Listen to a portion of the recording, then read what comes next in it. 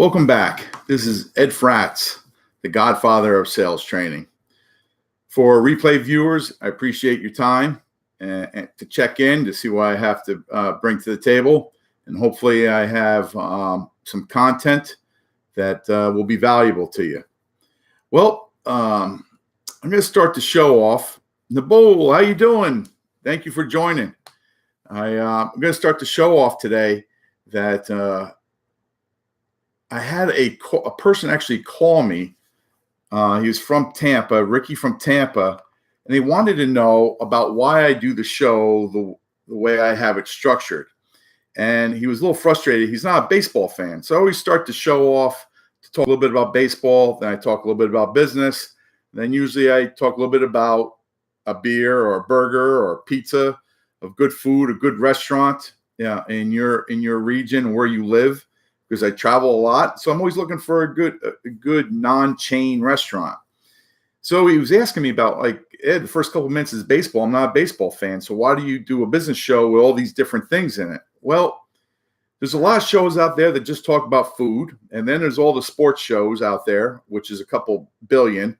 And then there's these people out there that do the business shows. And there's many, many great business shows.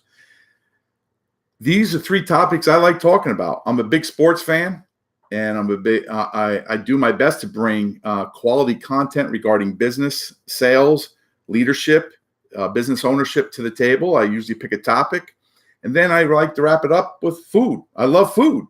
So those are the things I thought I'd bring to my show. And I explained to Ricky, when I start out of the gate with some sports or with baseball, that gives people some time to join the show. I didn't get right into business, so they didn't miss what my topic would be. And it's sort of like my warm-up to get the show going, and then I lead into the business. So, Ricky, that's a little bit. I'm sorry why I do it. I'm sorry that you're not a big fan of baseball. During football season, I'll talk football.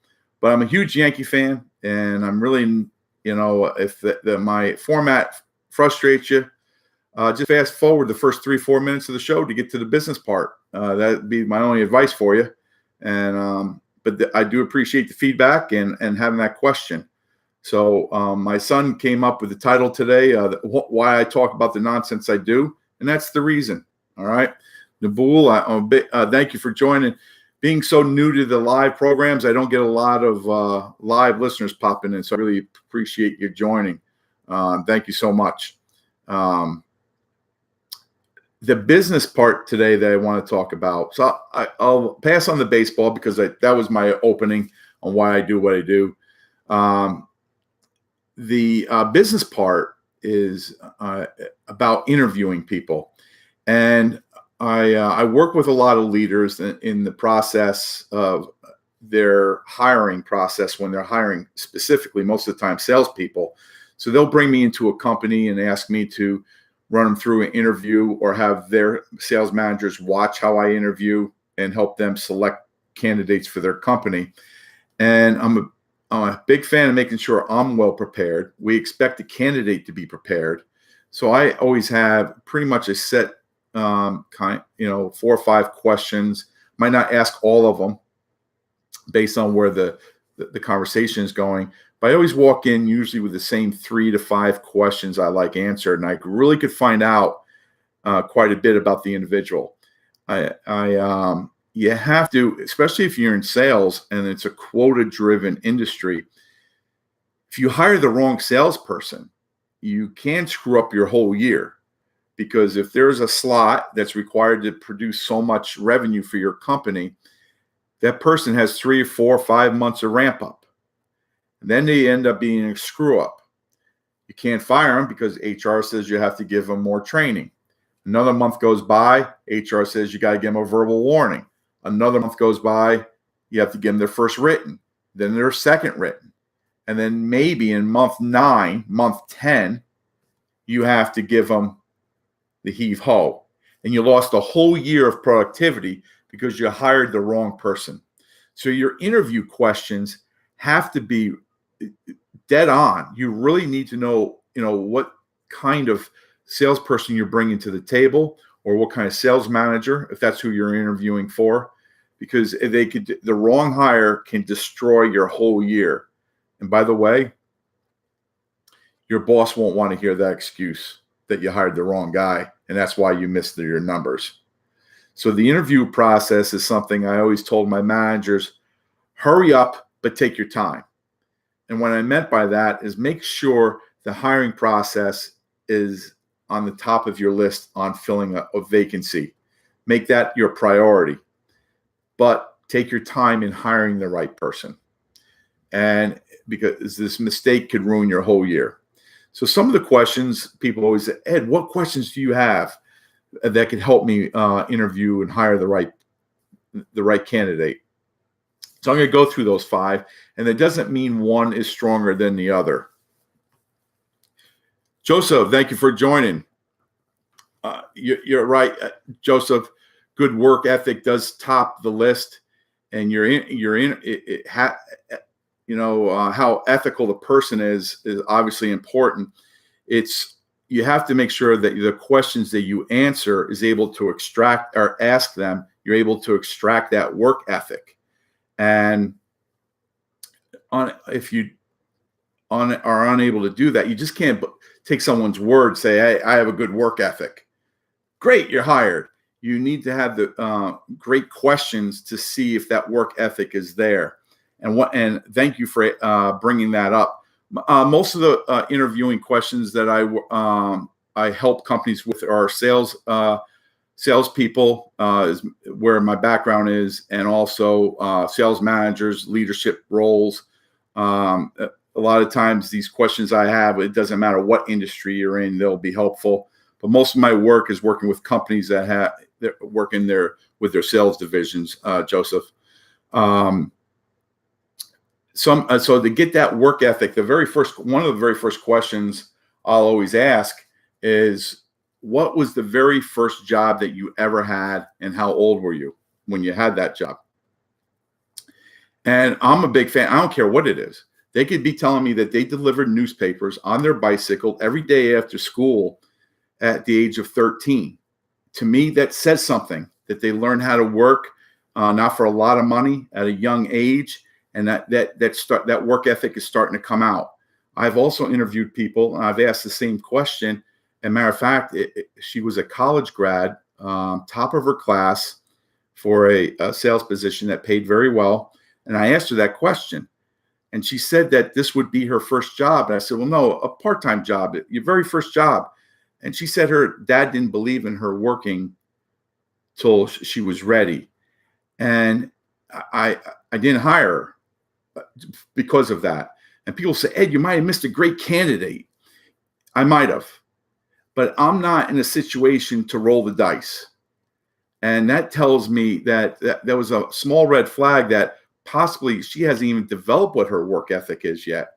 And I'm not the one that I don't want to be the company to find out if she doesn't have one or not. So I passed on that candidate.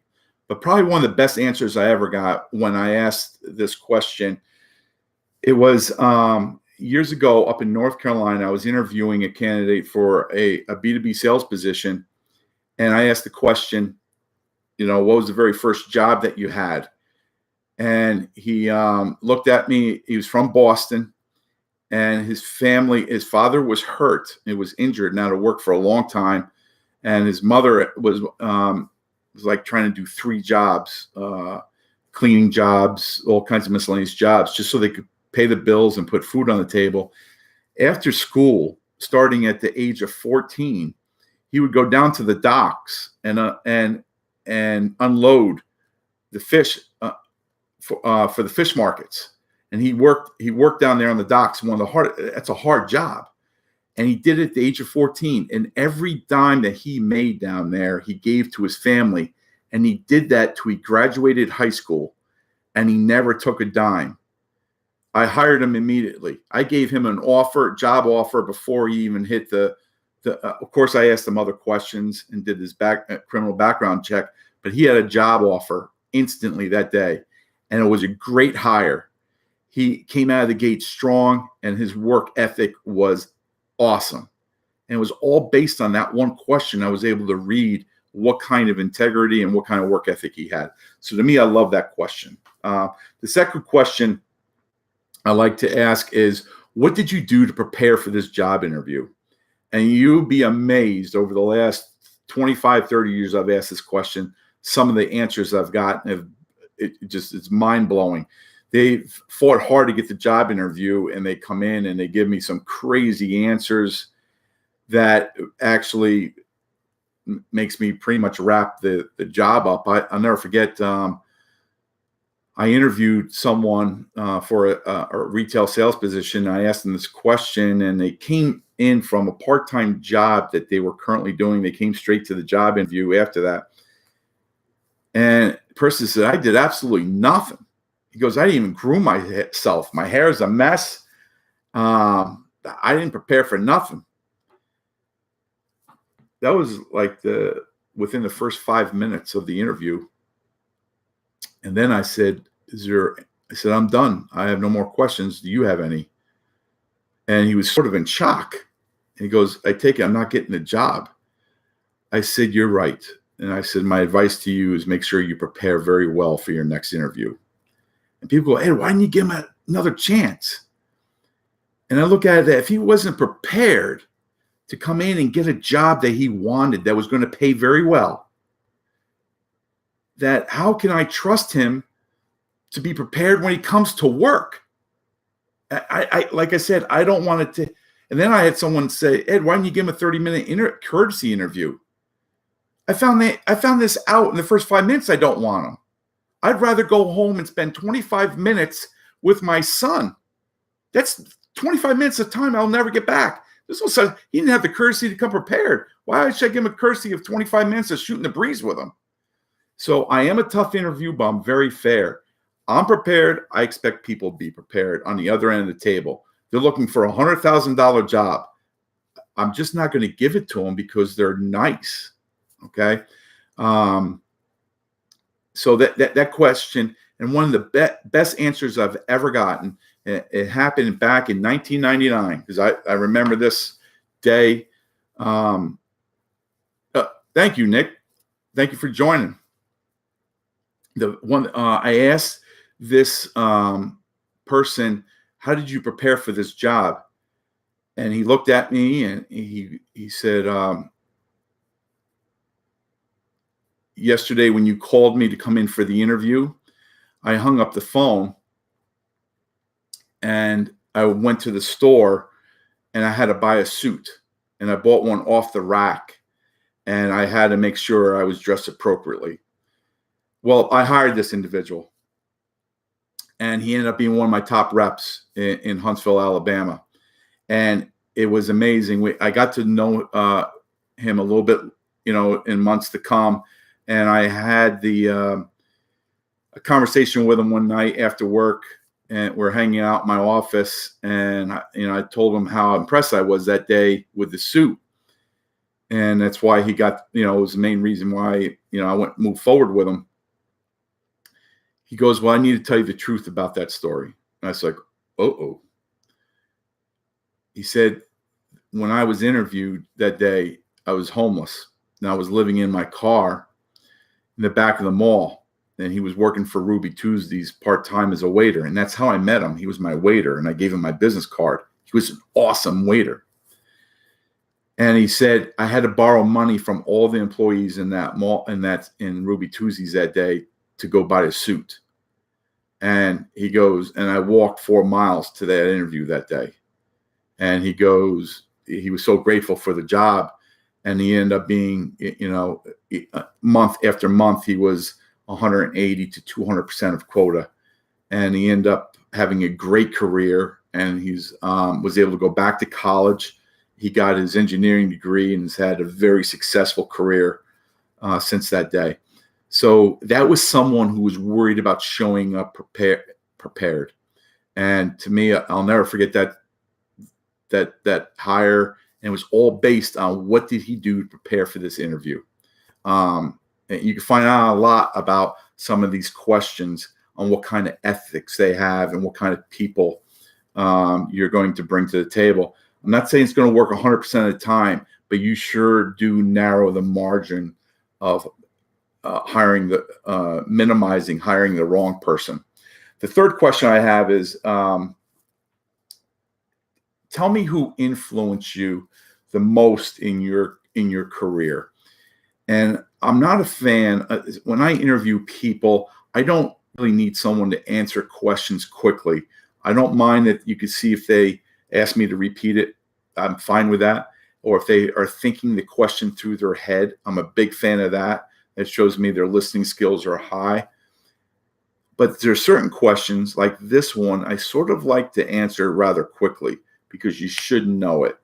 And I asked this question because someone asked me, and in less than 1 second, I said my dad.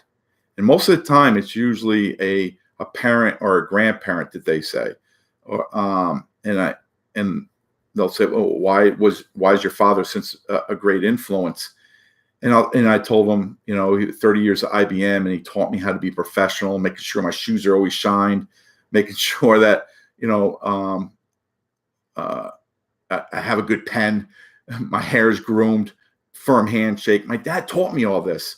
He taught me management techniques when I got into management years down the road on how to fire someone. So all these things, my dad played a very important role in my business career, especially those early years when you need someone to have that influenced you. And when someone tells me they think and they don't come up with it, it's not quick, and they're hemming and hawing, and they tell me they really don't have someone, that sort of worries me because they have a lot of guidance on how things should be done. I won't immediately cancel them out of the interview process, but it's something that I got to keep in mind that they didn't answer that question well. But the people that answer the question rather quickly with a strong answer and why, I'm usually 100% with those people that I've brought on with great answers. The fourth question I have here is, I wrote them down because I can't, just so you know, memorizing them all sometimes, because I have about 10 or 12, but I wanted to pick my 5 best for this show. I'm a big fan of people who care about their peers. And so the one question I'll always ask is, how do you assist how do you assist your peers on getting them to that next level? If you're a superstar, how do you get everybody else to be a superstar? If there's peers out there who you want to help them get to a level to interview for, to be in a position to be eligible to interview for a management position, how are you going to raise your peers up? How can you do that? And what are some of your techniques? And I'll ask people that, and that sometimes it stumps them. And a lot of times when a person who flat out can't answer that question, it doesn't mean they're going to be a bad employee. It's a decision I have to make. There's some people out there, especially in the B2B sales, they're loners. And I don't mean that in a negative way. They're not bad people. They're not troublemakers. They don't create cancer on the team, but they pretty much only worry about themselves. They worry about their commission check, and that's it. They work in a territory by themselves, and they really don't worry too much what's going on with their peers. If their peers are doing well, if they're not, they don't really get too much into it. They worry about their world, and that's it. I don't mind having a couple people like that on my team, but I can't have 8 of those people if I got 8 reps. I need people who are worried about helping each other rise to that next level. I had a person in upstate New York, and I had a manager's position to open up when I was a sales director, and everyone thought I was going to put this one individual who just blew the sales out month after month after month. And they thought he was going to get a job, including himself. He interviewed for it, didn't interview well, but he just thought he was a slam dunk because he was the number 1 salesperson, 200% of quota.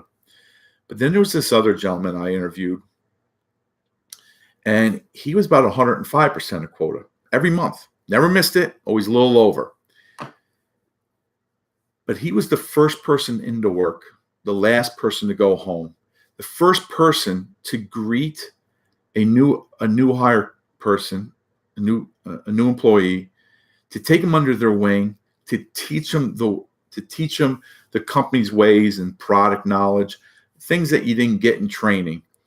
This person was the first person to help a customer, first person come in on their day off, first person to take a customer complaint.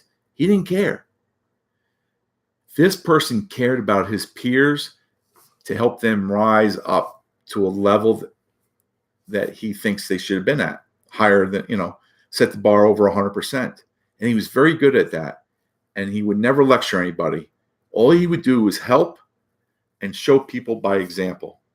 And needless to say, he's the person I gave the job to. The other guy wasn't so happy, but it is what it is. And this person that I hired had an awesome career, moving up in a couple corporations.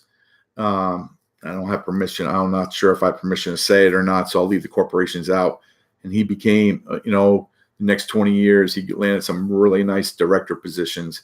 And he was I just knew he had it. But he worried about his peers and making sure that they weren't left behind. So that's a question I love. And then the fifth question I like to ask is, when you had a difference with a supervisor or a manager, how did you handle that? Now, over the years, I've had many managers and many supervisors above me that I disagreed with, and the arguments were heated sometimes. And I would assume in my early years, I probably crossed the line on a couple of them. And I do know a couple of them watch my replays. And I know one that he's thinking of. I know there was a day that I probably yelled at him, and he said he'll never forget that day. And that was the wrong way. That was a wrong technique, what I did. But I want to know from new hires, when they run into a managerial issue, on how they handle it. And it's a situation type question. So it's called a STAR question. What was the situation? What was the task? What was the action you took? And the R is, what was the final result? So I need to understand, when things get heated, how do they handle it? And I'm not so much worried about the action they took, because sometimes that's a learning piece. So it could be the wrong action or the right one, but if it's a wrong one, hopefully they would do it differently. But I need to understand on how, when things get tough from above, how are you going to handle it when you get some news that you're not going to like? It could be a commission cut. It could be the way you handle a customer. It could be new assignment of territories. It could be anything, company policies. When you have this conflict, I need to understand that you're going to handle it in a very task-orientated situation. And if the person has a hard time, a lot of times they have no problem telling me what the situation was, but they don't do a very good job telling me how they handled it and what the final result was. And that's the piece I'm looking for. And sometimes they flat out just tell me the truth. And they said, I didn't like it, so I quit. Most likely I'm going to pass on that individual. So those are some key questions that I ask, that very seldom do I, by using those questions, very seldom do I have a problem hiring the wrong person. Those questions are going to extract what kind of work ethic they have, how well they work with their peers, and how well prepared are they. I need people always prepared to talk to their customers, always prepared to do their job.